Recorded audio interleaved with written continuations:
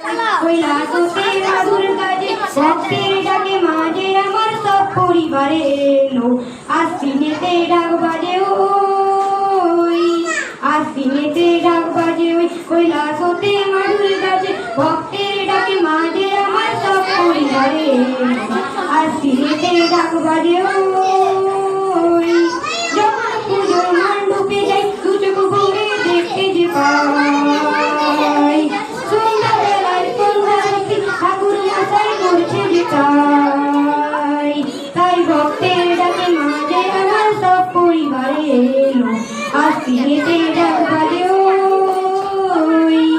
আশ্বিনেতে ডাক বাজে ওই লক্ষ্মী দেবীর লক্ষ ভালো সরস্বতী দেবী